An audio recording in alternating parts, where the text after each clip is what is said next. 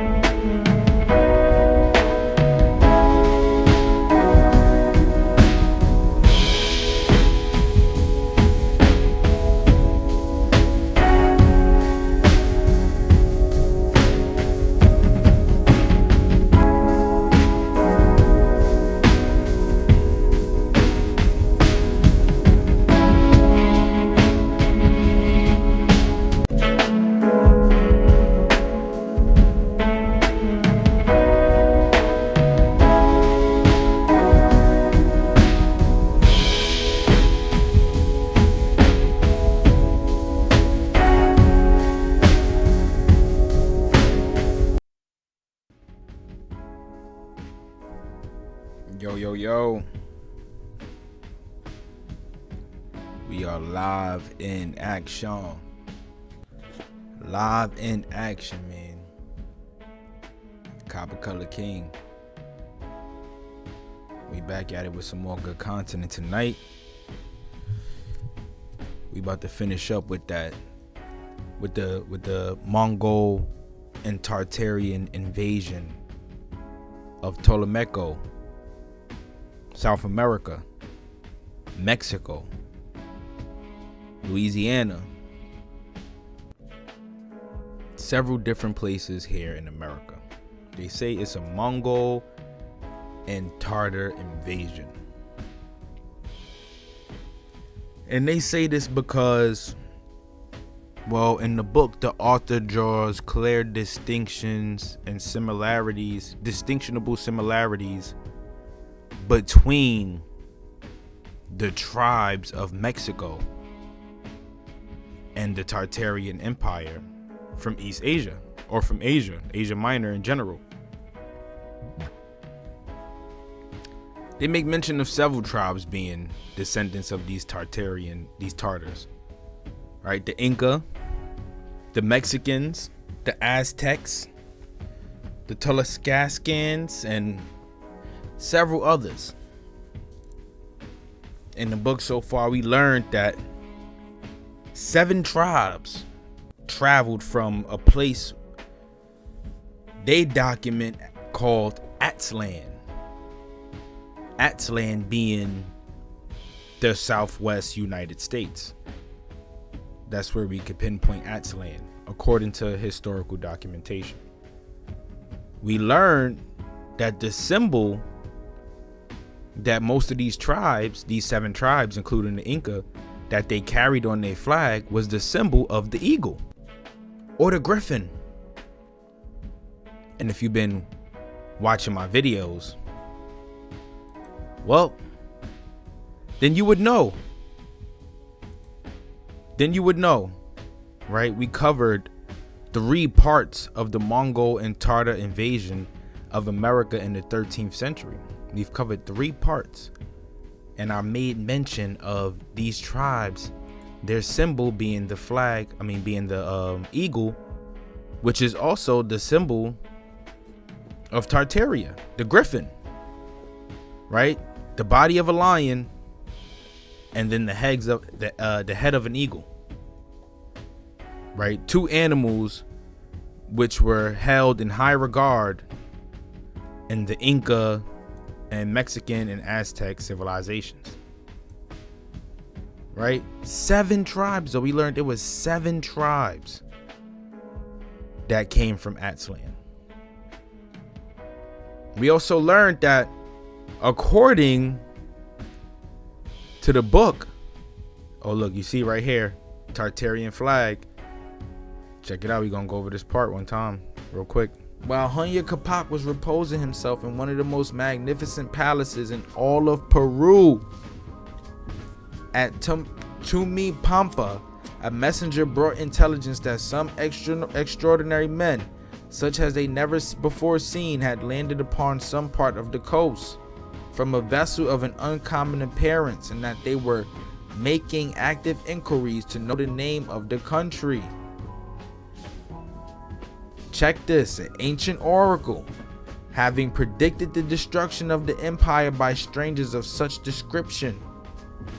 The emperor was too much alarmed to think of further conquest, and to add to his uneasiness, 3 years before this event, during the celebration of the Feast of the Sun at Cusco, a large eagle had been pursued and harassed by 5 or 6 small falcons, and as many waterfowls, till they tore and disabled him to that degree that he fell as if for succor in a great square in the midst of the Incas.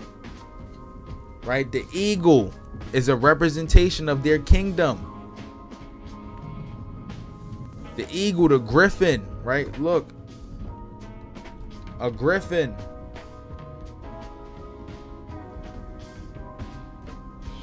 The bird, right? The body of the tail, back legs of the lion, right? A legendary creature with the back legs of a lion, head and wings of an eagle. The griffin, right? Where are we going with this? And I'm gonna just pause it right there, right?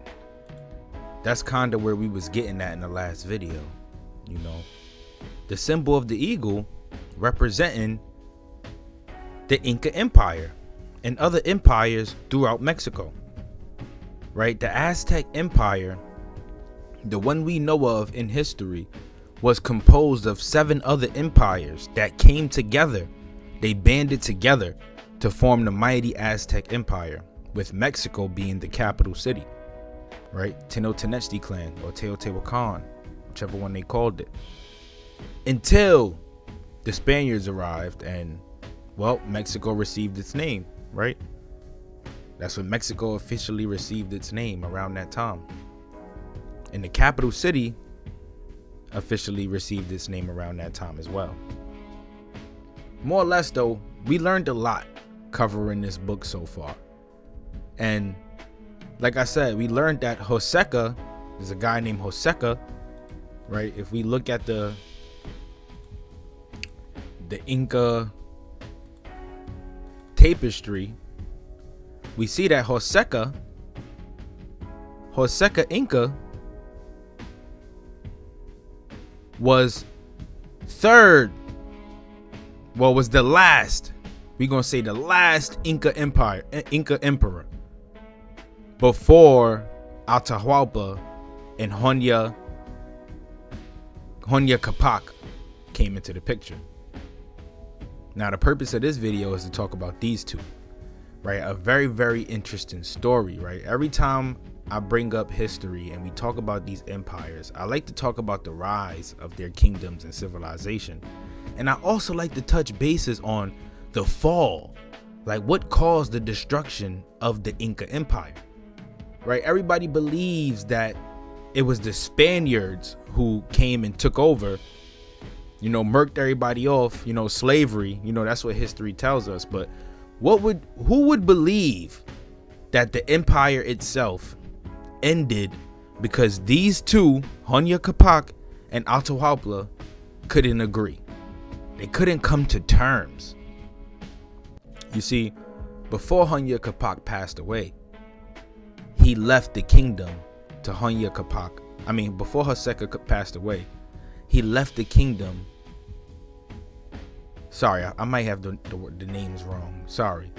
Before Haseka passed away, he left the kingdom in the hands of Hunya Capac and Atahualpa, and he granted them 2 sections of the land, one being the kingdom of Quito and the other one being Cusco.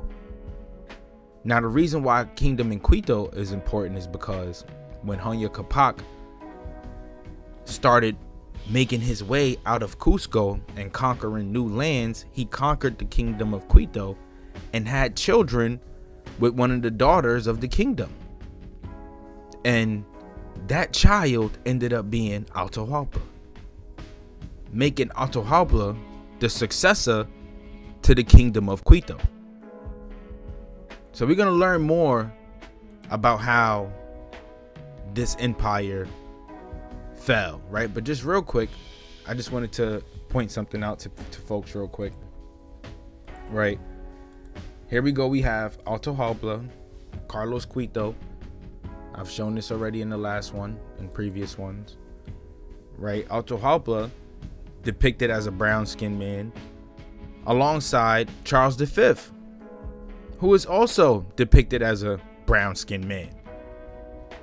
And I make this very, very, very, very important. I mean, make it clear and important for everybody, because we got to understand we dealing with copper-colored people. We're not dealing with them whitewashed images. We dealing with people in real life that has some color to their skin. They were Swarts, black people, technically. And history, right? The white man's history, they like to whitewash a lot of this stuff. Like I said, in my opinion, to keep us away from true history.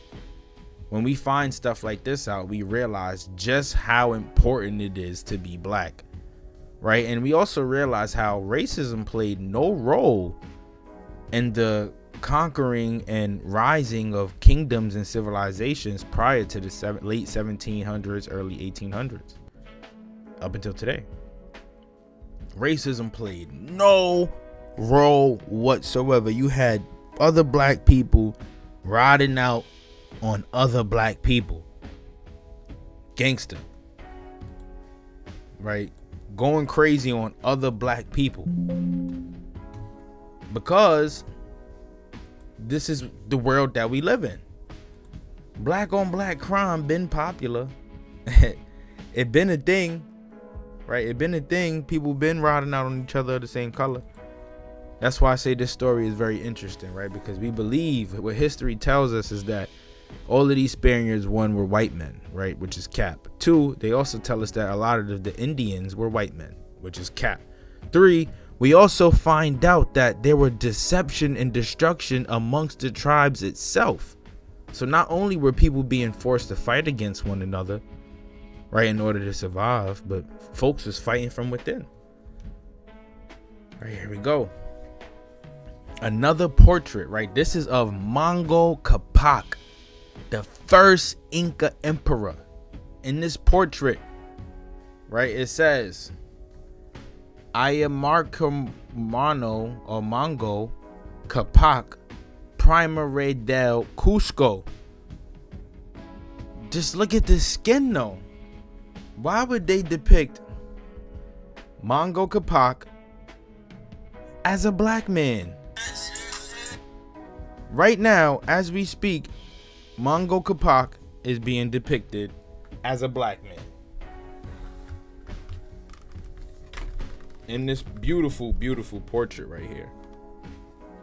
This beautiful portrait. I like how well is constructed, right? Fine arts. Fine arts. But like I said, as we see, Mango Capac depicted as a black man. Read it and weep. Again. So not only is he being depicted as a black man in the tapestry, right? This is the full tapestry of all of the Inca emperors. Not only are these brothers being depicted as black men, he is also being depicted as a black man here in this image right here. How many people know that this one exists out there? I haven't seen this one on the internet yet. This is from my own research. This is in the Brooklyn Museum. The Brooklyn Museum. Right? It was published in the mid 18th century. Mango Capac. A black man. Read it and weep, like I said. But yeah, more or less though, man, we're gonna go straight into it. Right, so real quick, before we even go into the chapter that I want to get into, I just want to briefly go over what we spoke about in the last video, or not in the last video, in the last part of this series, part 3. We introduced Hunya Capac. Like I said, Hunya Capac was the son of Tupac Yaya. Right, Hunya Capac being the 12th Inca Emperor. Right, what else we learned in this one? As we can see, look, on this journey, he went to Quito. They marched to Quito. And on this journey, he chose his mistress, the eldest daughter of the late king of Quito. Right, with this daughter, he had a son. And that son became Atahualpa. Atahualpa, again, going back into it, depicted as a black man.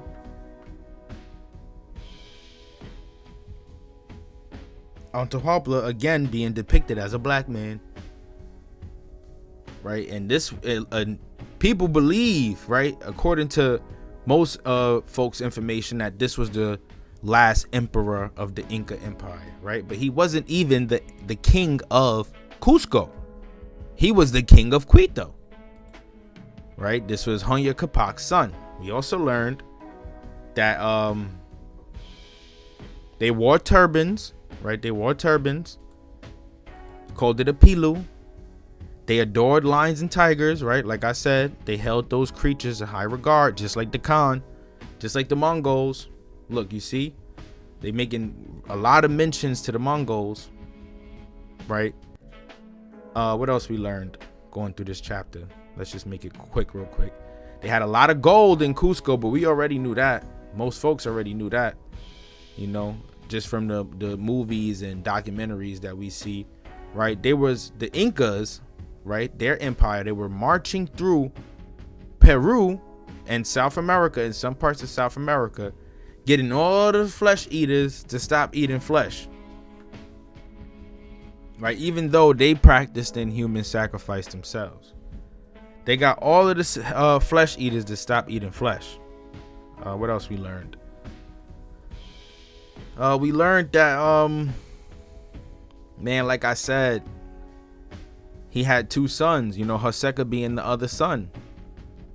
And those sons ended up fighting against one another. Right? That's what caused the true destruction of the Inca Empire. Check this right here. Look.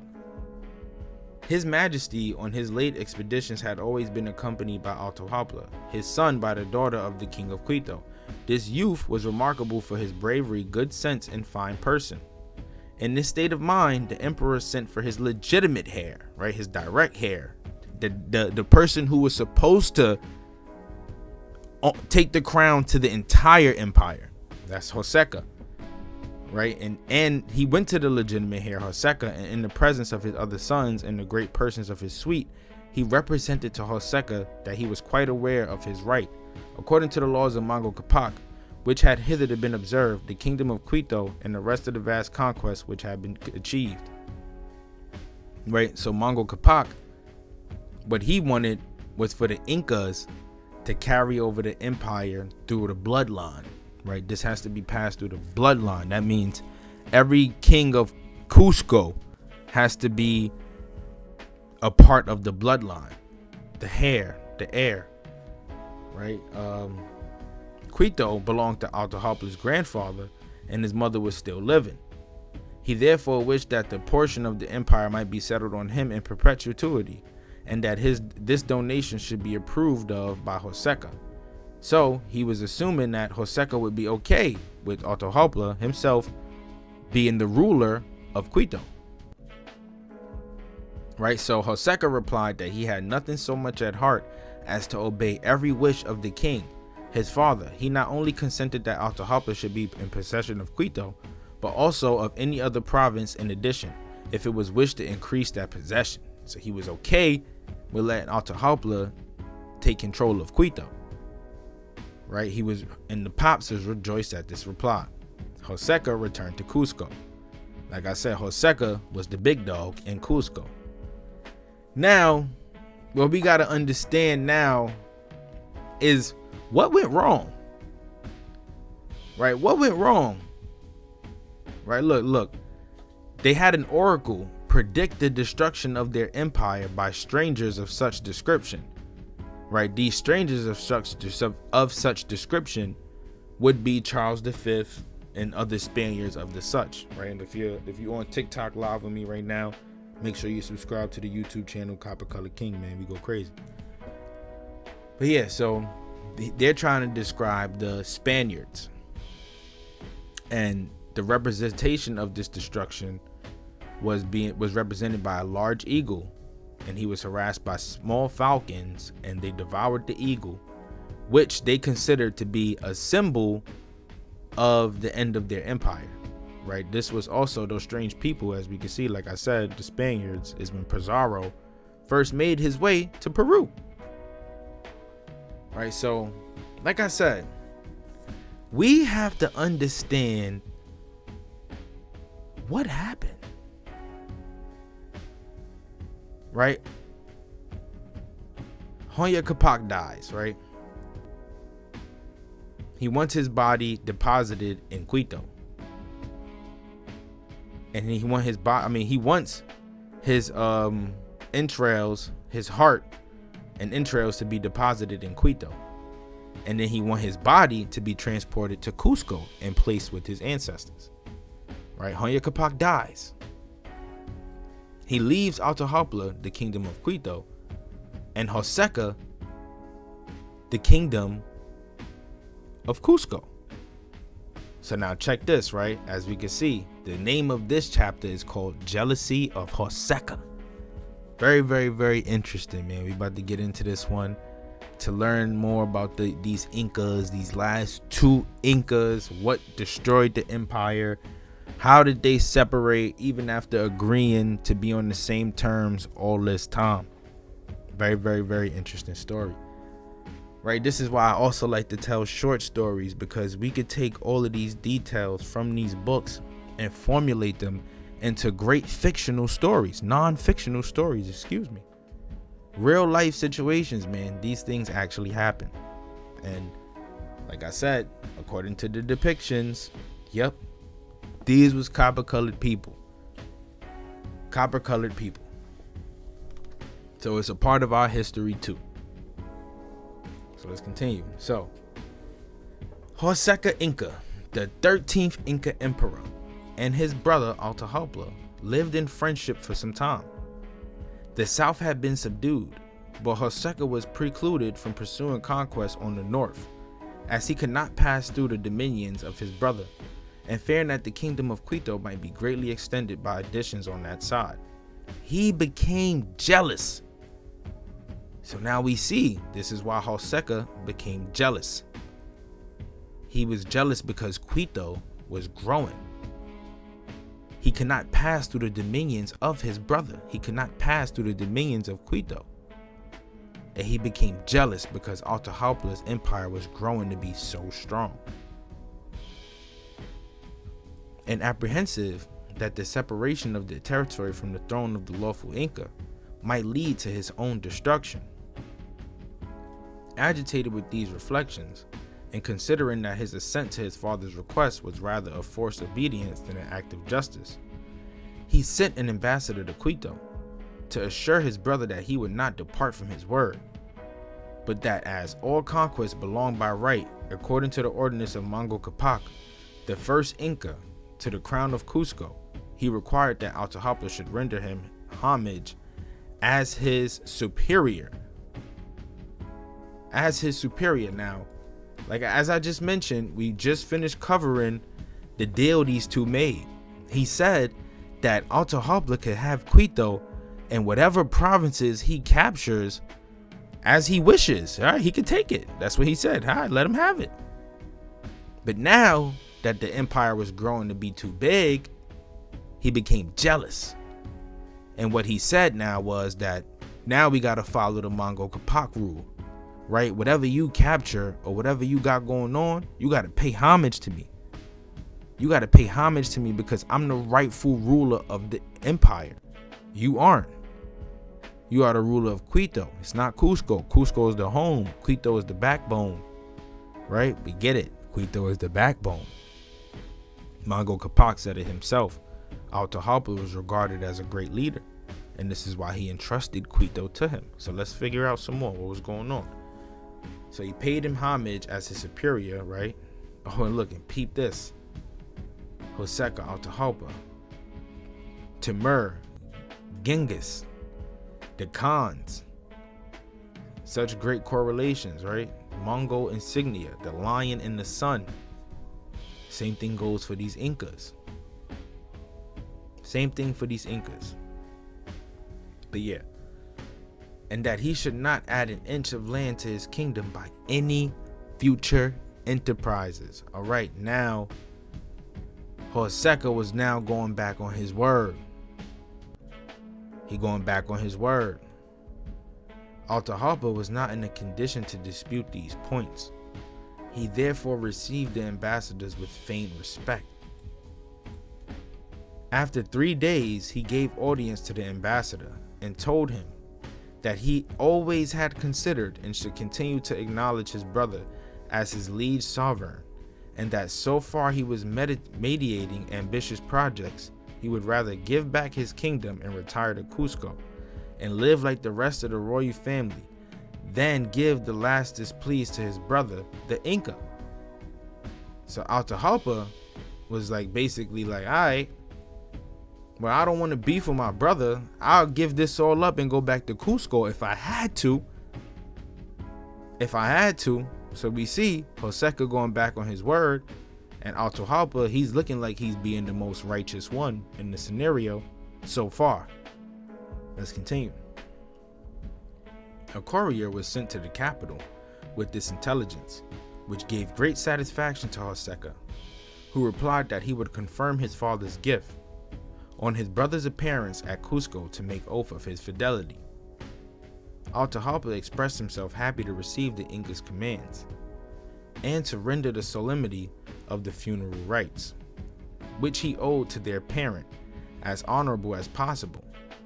While he was at the capital, he requested permission that the principal persons of his kingdom and establishment might accompany him, for the purpose, at the same time, of swearing obedience to their sole lord. Both parties were pleased with this state of things, the emperor believing in the sincerity of his brother, and Atahualpa at finding that there was no suspicion regarding his good faith.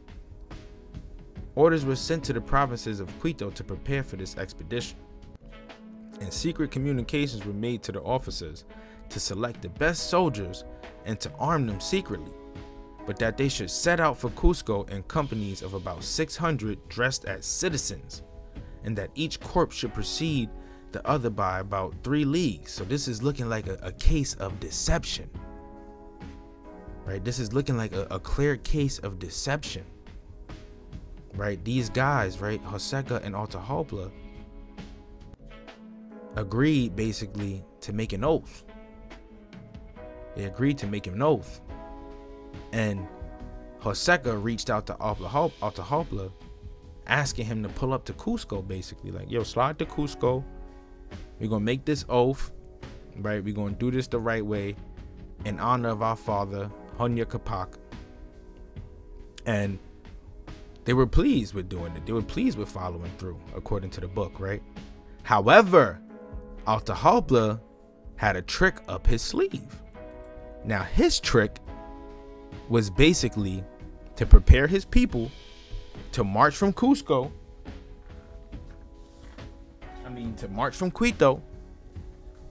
to Cusco, dressed as citizens, but the best soldiers, and they were armed in secret. They marched out in about companies of about 600. They marched in leagues, like the Romans, or like the Mongols. Let's make good mention. Thus, 30,000 departed from the kingdom of Quito. Joseca had given directions that his brother's subjects should be amply provided on the road with food and accommodation. The Inca's governors of the provinces were astonished at this unnecessary number of people proceeding to Cusco, and it was not till the troops had arrived within 100 leagues of the capital that these alarms had been conveyed to Joseca. They were alarmed to see that all of these people marching this way. The Inca, thus suddenly roused from his false confidence, dispatched couriers in all directions to summon the cuirassiers and officers of the provinces to march instantly to Cusco, with all the troops they could collect.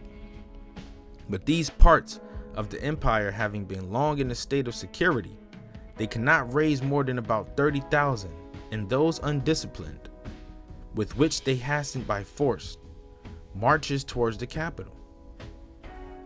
The general of the army of Quito was acquainted with the unprepared condition of Cusco, and pushed on with 20,000 troops to the river Apurimac. They crossed without any opposition, and now declared openly against the Inca.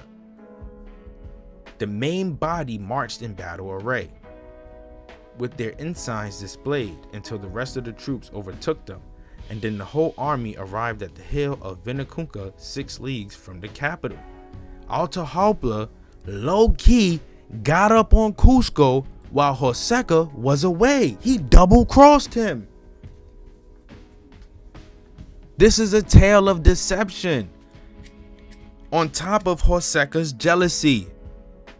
So Joseca is jealous that Atahualpa's kingdom is growing, right? Atahualpa takes heed to this jealousy and plays against it.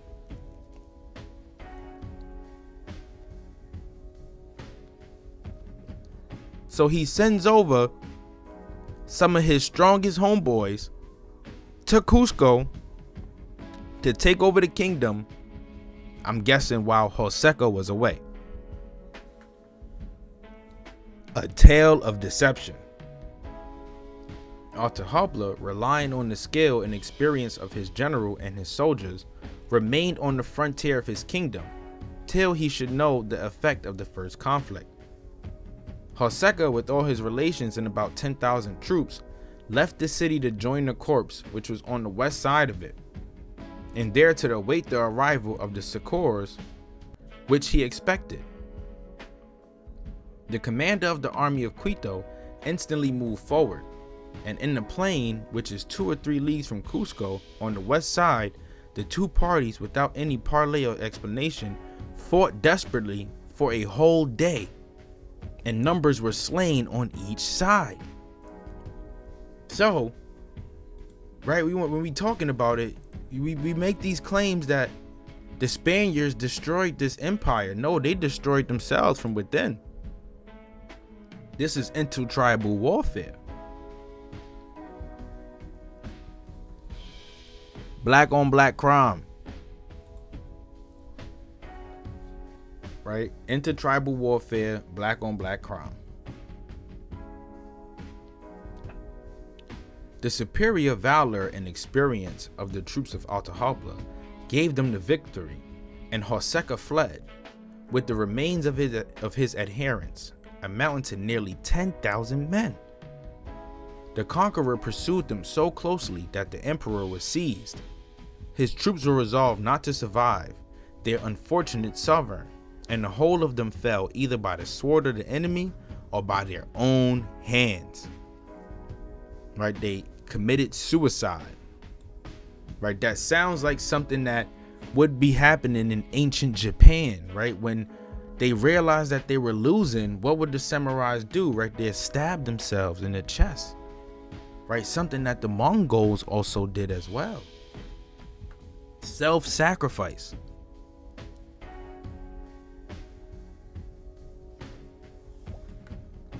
So here we have it.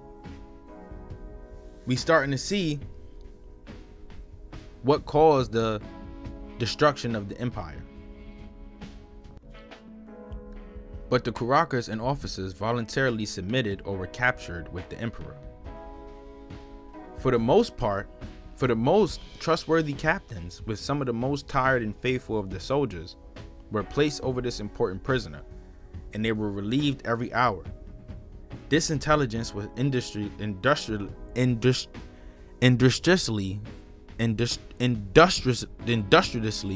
spread through the provinces, and no more troops arrived. I just tweaked out, y'all. I apologize. Stay with me though. Stay with me. Yeah. We tapping in. I appreciate you, love. I appreciate you. We going off. I don't know if this is your first time tuning in, but yeah, we like to get in depth and in detail of true history. This is Black history, right? This just precedes the antebellum South definition of Black history, because our history stretches all across the globe. Copper colored people are all over the world. All over the world. I'm gonna bring up an image as we go more into this, just to show a description of what I'm talking about. But now we going into it a little bit more. So now they're gonna talk about Atahualpa's reign of the Inca Empire and what happened while he was the ruler, right? Encountering the Spaniards and whatever the case may be. So let's check it out. Atahualpa was now master of the empire.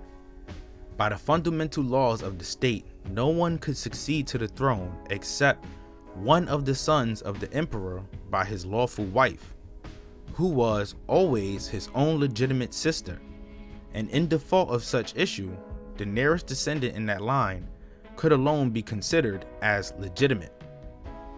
Now what this did was it severed that link to Manco Capac's first ancient rule, right? The empire must flow through the bloodline. It should never leave Cusco, right? And what happened with Atahualpa, the empire left Cusco, and now the next ruler can be no one else but the next person coming out of Quito. Now this is very, very important, because we got to understand who arrived in this body of land after this. Like, let's continue. Nor could any conquest would ever be alienated from the crown. Such were the institutes of Mongo, the founder. Thus, Atahualpa, whose mother was the daughter of the late king of Quito, could not lawfully either succeed to the scepter of Cusco or retain that of his late grandfather. She could not lawfully do so. Like I said, they severed the link. These considerations, and being also aware of the veneration of the Indians for their Incas and for their laws, prevented Atahualpa from approaching Cusco nearer than Zoxa, which is 80 leagues distance. So he wasn't allowed to go to the true kingdom, the true home. While musing on his victory, his prisoner, and his own danger, his ambitions urged him to form the dreadful resolution to extirpate all of the descendants of Manco Capac, including even those that were not legitimate, that no one should be left in existence who could dispute his title or follow his own example. Now, extirpate. What did Atahualpa want to do? Extirpate. It means to remove or destroy completely. Atahualpa wanted to remove and destroy the entire Inca Mongol Capac bloodline. That was his goal. This was his goal. So truly, he was going against his own kind, right? The son born out of Quito by Hunya Capac went against the wishes of his own father. He wanted to extirpate all of the descendants of Mongol Capac. All of the descendants. That means everybody who descends from every ruler up until Hunya Capac. A tale of deception and destruction. Straight up. Under the specious pretext of restoring the emperor, the princes of the blood, the governors, and great officers in the provinces were invited to repair to Cusco. Some, either from sickness, age, or suspicion, did not set out on this journey of suspicion. They knew what was up. They knew what's up. Like, oh yeah, he about to try to get up with us. Right? And look, and all those who arrived were beheaded, hanged, or drowned. Although Joseca was mortally hated by the usurper, he spared the life of his prisoner, that in case of any desperate revolt, he might retain the power of appeasing it by offering to restore the emperor. So he held Joseca as prisoner as leverage in event that the people of the Inca Empire might think to rebel. Yes, very, very, very deep. Very, very, very, very deep. A tale of deception. Like I said, most people believe that a lot of this stuff was caused by the Spaniards. No, we cannot put the blame on them. Not for this one, right? Because like I said in the last one, now granted, the Incas, Aztecs, and the other 6 tribes that came from Aztlan chased everybody out of Mexico and South America. Even the Maya. Well, the Maya came before the Aztec. But before the Maya, it was the Toltecs. Toltecs also coming from Aztlan.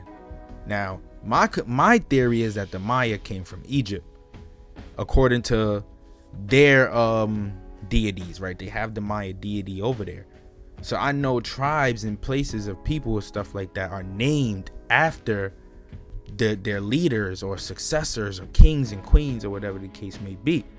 So my theory is that the Toltecs, some of these Tartars or Mongols, whatever the case may be, when they came from Aztlan into Mexico or into Central America, they chased everybody out. So granted, they chased all the tribes out, so our descendants could be of those folks. I mean, our ancestors could be of those folks who were chased out by these tribes. If you haven't checked out my older videos, I've actually made mention about the origins of the Choctaw and the Chickasaw. Those who have that Choctaw blood, your ancestors come from Mexico. They come from Mexico. They don't come from Siberia, Asia. They come from Mexico, right? And these people could also have the blood of the Mayas tied in them as well, right? There's a lot going on in Central America. Like, that's what history fails to do. It doesn't keep an accurate timeline of who, what, when, where, and why. It does not keep an accurate timeline of that, and it'll cause a lot of people to get lost in the sauce. Be lost in the sauce. I was talking to somebody the other day. I don't mean to go off topic, y'all. Just hear me out for a second. I was talking to somebody the other day about these ancient civilizations and trying to prove that we are not all from Africa. And the person made a comment in the conversation connecting the Aztecs, Mayans, Olmecs, and Incas as people who existed on the lands all at the same time. And I'm like, what gave you that idea? Oh, well, you know, the history books, well, when we was in school, we learned this, that, and the third. Nah. Well, when the Spaniards came over here, they subjected all of these tribes. No, it's not how it worked out. It's not how it played out. It's not how it went down, right? It's people who came and went, right? Even these Incas, they took what was already here, right? Like not the Incas, but the Aztecs, they took the Quetzalcoatl deity from the people who were already here, from who they were already here with that ideology, with that deity. And those people held Quetzalcoatl in regard or similar to how Israelites hold Yahweh, the Almighty High Spirit, the Great Spirit, or the Moses. Sorry, not Yahweh, the Moses. So it's multiple different tales and stories and mythologies. You just gotta really do the research and create your own chronological timeline, but based off the facts, so to say. But yeah, I went off on a tangent. Let's continue. So, although Joseca was mortally hated by the usurper, he spared the life of his prisoner, that in case of any desperate revolt, he might retain the power of appeasing it by offering to restore their emperor. But a worse fate than death awaited the miserable monarch. Not only were his relations massacred in his presence, but the nobles and other prisoners of consideration who had been captured with their sovereign were manacled and driven out into the plain of Xochicalhona, where, being ranged in 2 lines, the fallen Inca, with his hands tied behind his back, a cord around his neck, and his sacred person covered with mud, was led between the ranks of his dearest friends and fellow sufferers.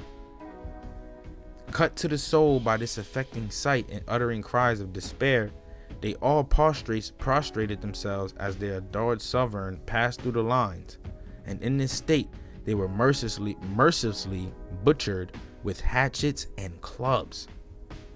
The atrocious Atahualpa was not yet satisfied with the numerous victims already sacrificed to his ambition, but he became jealous even of the female branches who were everywhere sought out down to the age of infancy, and would put to torture and death by every invention of cruelty at Yarahu Pampa, or the field of blood. This man Atahualpa, savage his own people, or can we even call it his own people, because he's not from Cusco, he's not from the avenue, he's not from the block, he's not sanctioned. In New York City, what we say, you're not valid. He was not, Atahualpa is not valid in Cusco. So he gathered everybody that were of Inca, that were from Cusco, of true blood-born Inca, gathered them together, marched Joseca, the true last Inca emperor, marched him through the people, hung him, then beat the living daylights out of all of the people, and then after that beat the living daylights out of the babies.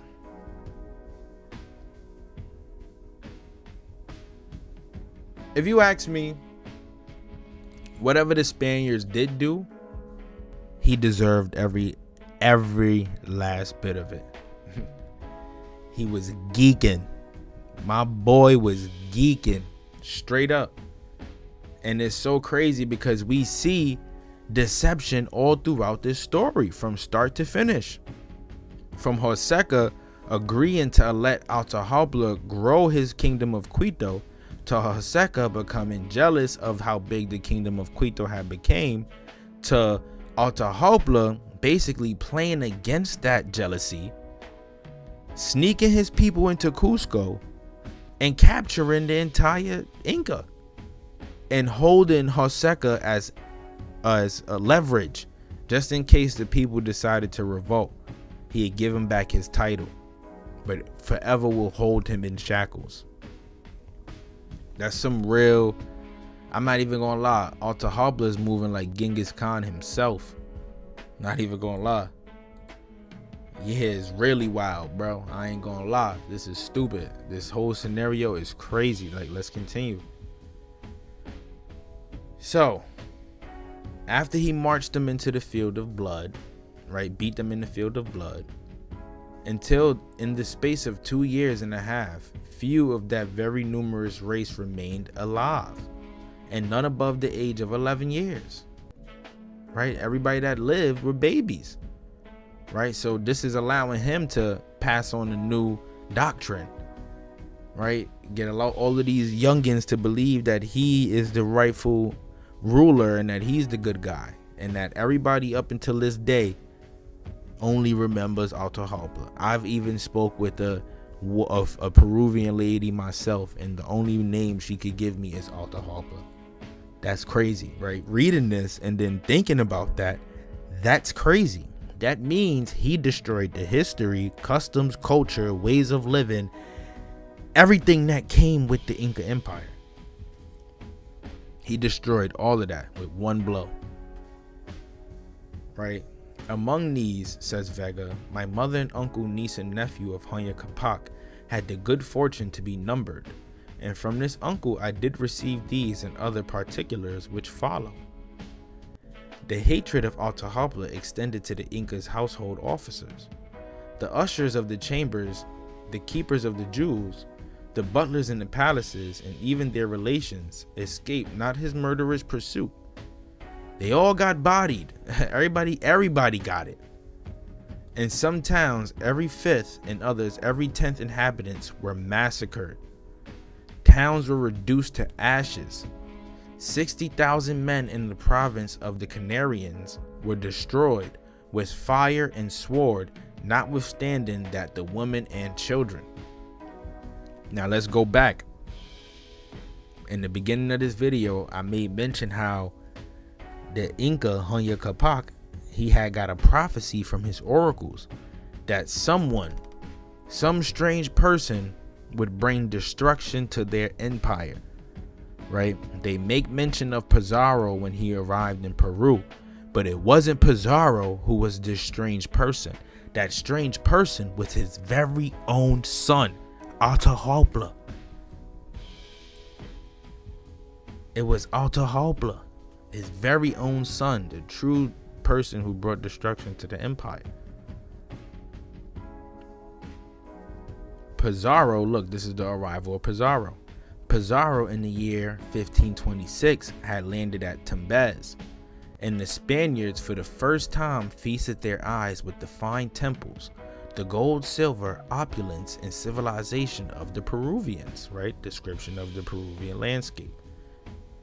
They beheld, people who say Mansa Musa was the richest man in the world at one point. I debunked that.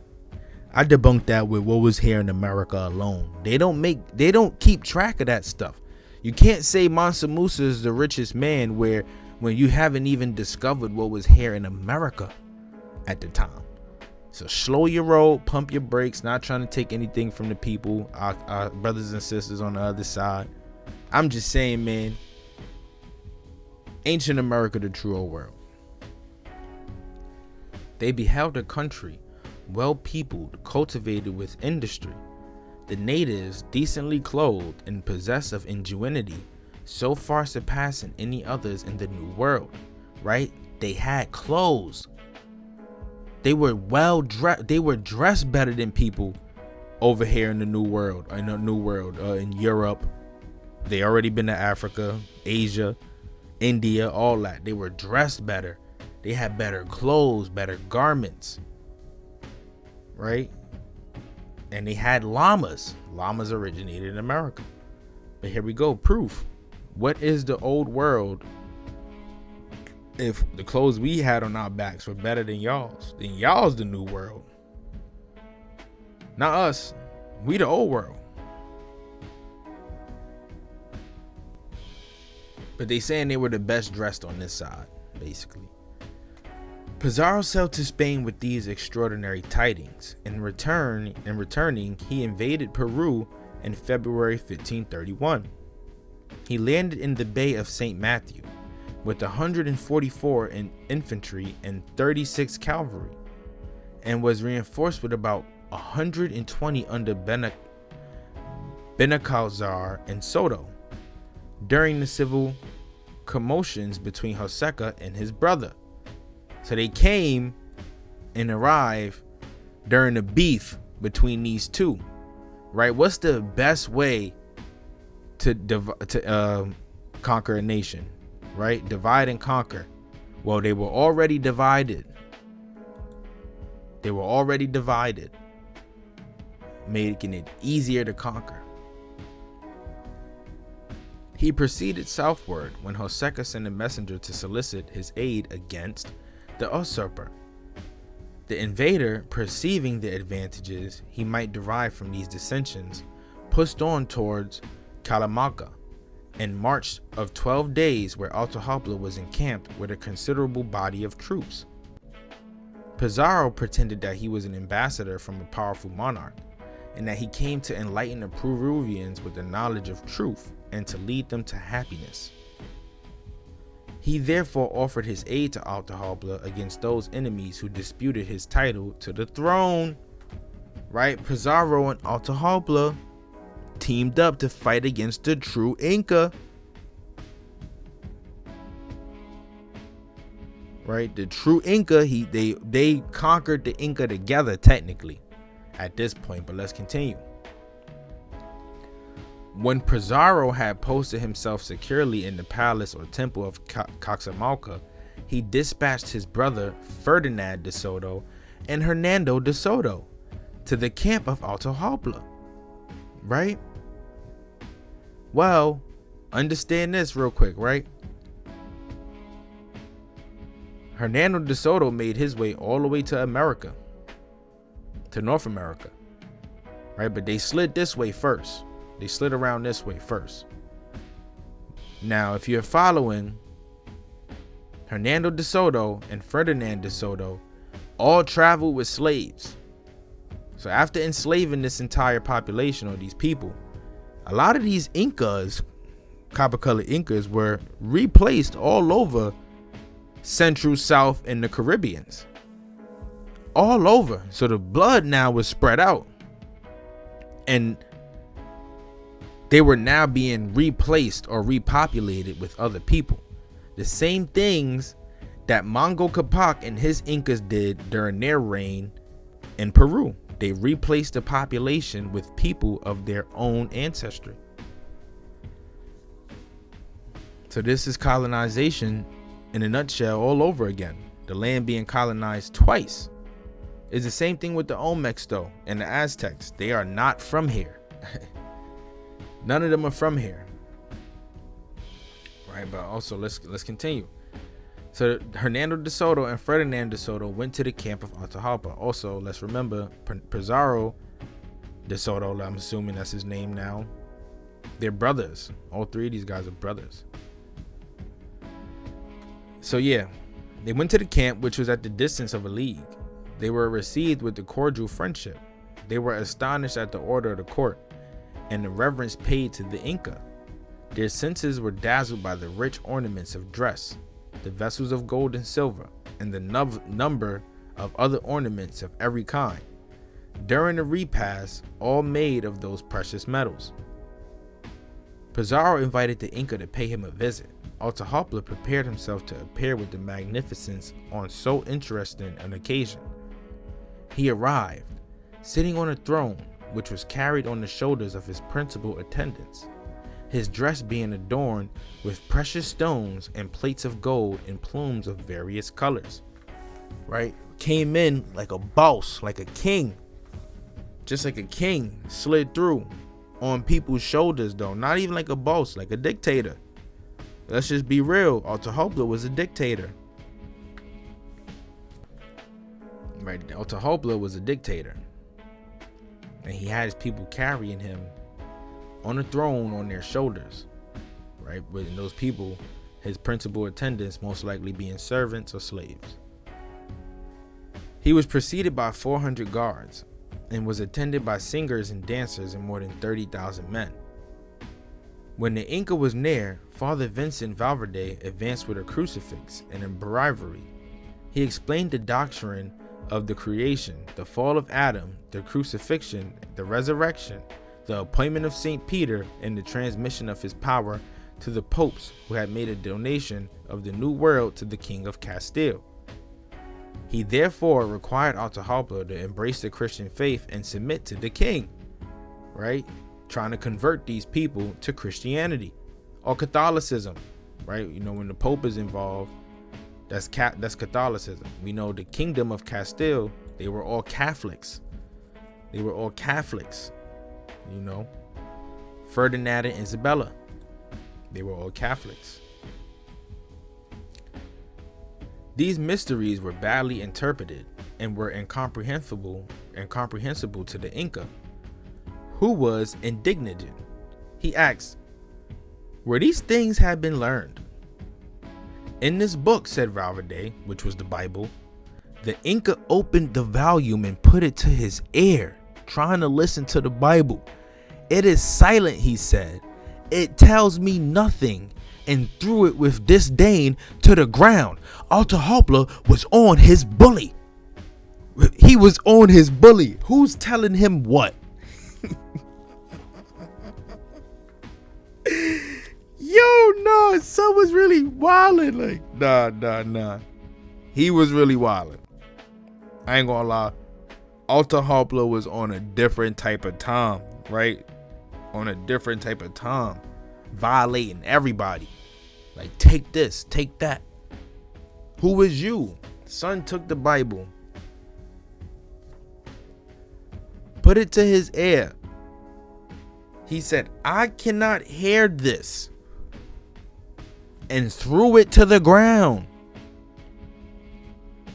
You go into church today and you do that, you gonna hear, you need to leave. That's the first thing you gonna hear. All the Karens gonna get up. The pastor gonna start wilding.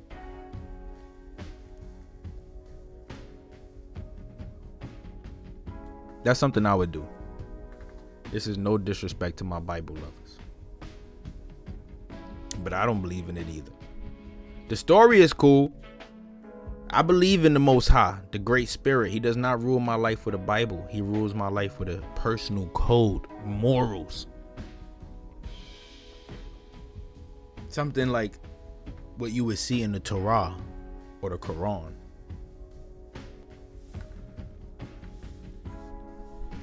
But anyway, the monk got tight and ran to his companions. To arms, Christians, to arms. Avenge this insult on these impious dogs. The martial music struck up. The cannons and muskets were fired. The horse sallied out to the charge, and the infantry rushed on a sword in hand. Pizaro dragged the Inca to the ground, and the carnage did not cease till the close of the day. The Peruvians, confounded and dismayed, made no resistance. 4,000 were killed, and no Spaniard was even wounded by them. The Spaniards rolled out over that Bible disc. I'm sorry, you know, I mean no disrespect by what I say. All I'm saying is I'm not governed by a Bible. I'm governed by a way of life, a personal code. Something that you would probably see in the Torah or the Quran. Only. Not in the KJV. No, because the KJV tells us that we should be slaves. And that's just not it. It's just not it. Go read it. Read the entire Bible. Read it. You'll be surprised. Right, but yeah, so look.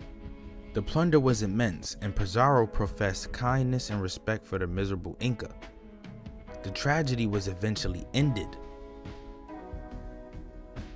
Right, Pizarro accepted as a ransom for the Inca's liberty to be paid in 3 months. As much gold and silver would fill a room 25 feet long and 15 feet wide and as high as a line with Soto. Talking about De Soto, sorry. We went off track. So yeah, they robbed him after killing him. And he went up to Joseca and professed kindness and respect for the miserable Inca. The tragedy was eventually ended by Atahualpa being induced, for his own preservation, to order Joseca to be put to death. Wow.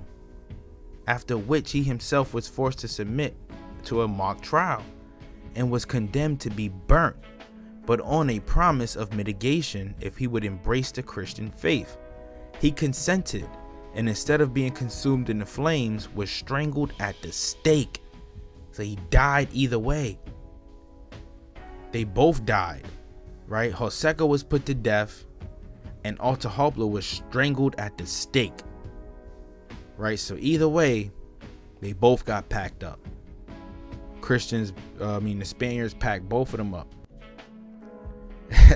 Nah, don't pay him no mind, bro. Don't pay him no mind, bro. He wouldn't understand. He wouldn't understand. I promise you, he wouldn't understand. This stuff is only for people like us. So I appreciate you for tuning in, and I hope this don't be the last time you make an appearance.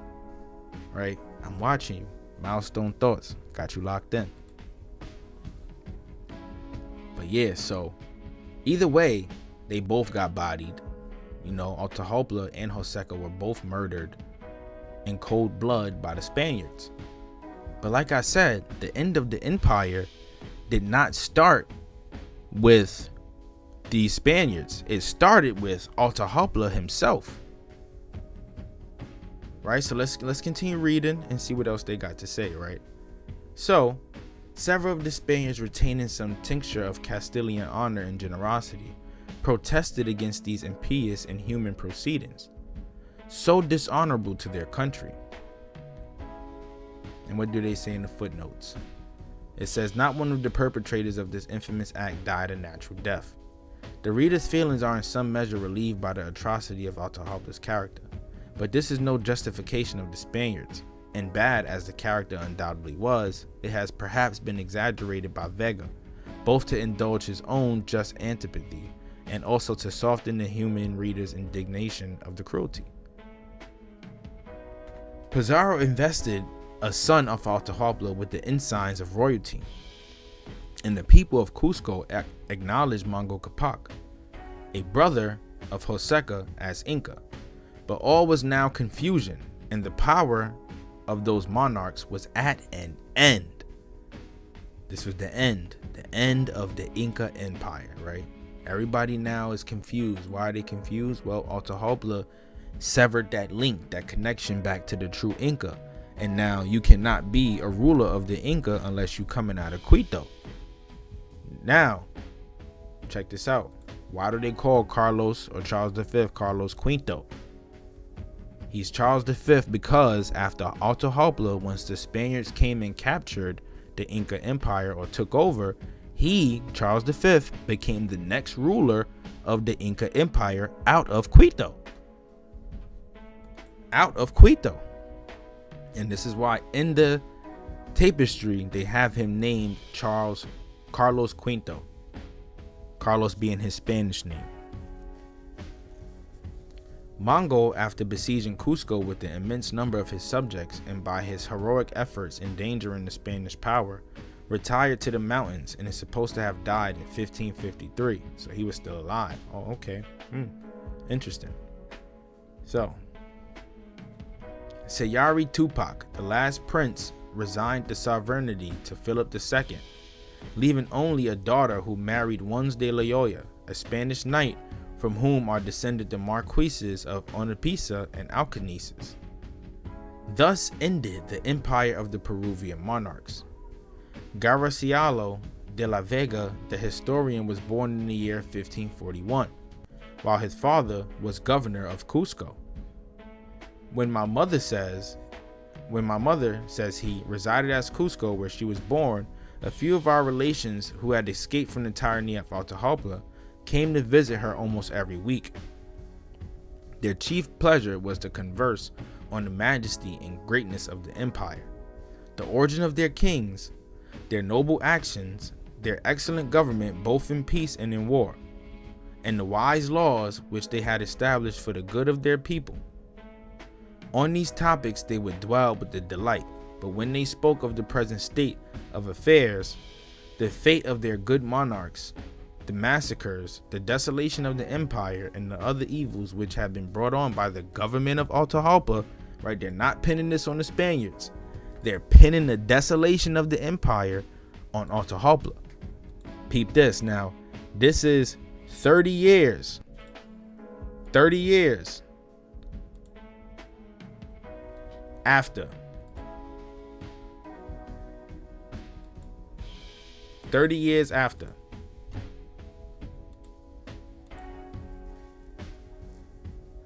This stuff is crazy, man. 30 years after. Right? Their eyes were stuffed with tears after talking about this stuff. Right? You gotta pin it on Atahualpa. This is all because of Atahualpa. Right? If it wasn't for Atahualpa, then maybe the Inca Empire would have continued on. It would have probably been strong enough to defeat the Spaniards, the invading Spaniards, because it was a huge empire. I mean, they lasted 14, 15 generations and took over the entirety of South America. The entirety. They took over the entirety of South America, pretty much, at one point. Now you have the arrival of the Portuguese, the arrival of the Spaniards. You know, they breaking things up, they drawing borders. You know, things is changing now. Things is changing. But the people after this time still felt the after effects of the tyranny of Atahualpa. They claim him to be a good person, but that's not what it truly is. Right? That's not what it truly is. But more or less though, there y'all have it. There y'all have it. So real quick, some Charles V background. Now, of course, they're gonna whitewash this man, right? After we see just how white he truly is, right? He's a black man. Charles V, the Holy Roman Emperor, right? And Archduke of Austria from 1519 to 1556, King of Spain to 1516 to 1556, Lord of the Netherlands, as titular Duke of Burgundy from 1506 to 1555. He was heir to and then head of the House of Habsburg. The House of Habsburg, well, that's just a Moorish family, y'all. That's a Moorish family. So Charles V was a Moor. Right, he was a Moor. Definitely. He was a black man. Can't say he was a Moor, he was a black man. Right, and when they came to the Americas, they took over. Right, this is all a part of true history. This is true history. Copper-colored Mongo Capac, copper-colored Atahualpa, copper-colored Charles V. This is true history. And on this channel, we are going to cover the Inquisition, the Moors in Spain, the Moors in Granada. We are going to cover the I forgot what they called it, but it was a law that was imposed in Europe that basically ordered all of these people, all of these Moors and Jews in Europe, these black people, to convert or die. Right, we're going to cover those. I have the books, I have the documentation, got the proof. We just proved that the true Gullah Geechee are the Guale. Gullah is a term that's similar to Seminole, just a term for mixed race people. But the Guale are the true people of the Ogeechee River. They have a true connection to the Ogeechee River. We are also going to talk about Juan Ponce de Leon's voyage into Florida. We're going to talk about Hernan Cortez's voyage into Mexico. We're going to start getting into real in-depth detail on these European voyages into the quote-unquote New World, so that we can see the world from their lens, from their perception, right? I'm tired of trying to prove to y'all that the Aboriginal peoples here in America are black. I'm tired of it. We've done enough, right? We've done enough. Now you just got to listen and learn. This was the true end of the Inca Empire. I found this short story to be extremely interesting because it gives us true details on what really caused the destruction of these people. Right? And like in previous videos, how I proved that the Olmecs are not the true quote-unquote Olmecs of Mexico, you know, how I proved that Aztecs and those other tribes are not from Mexico, how I proved that Siberians and Native Americans are distant cousins, right? How I showed you guys these facts and details. Just check out my older videos. And oh, also to make mention, right, before we get up out of this, man, if you are a supporter of these videos, man, make sure you check out my copper colored coloring book. Right, this coloring book would also help people gain a better understanding on the true history that we're dealing with. Now we have 2 editions out right now. This one being the first edition. The second edition is a list of copper colored inventions. So while your children are coloring, or you yourself, because adults could color too, you will also be learning at the same time.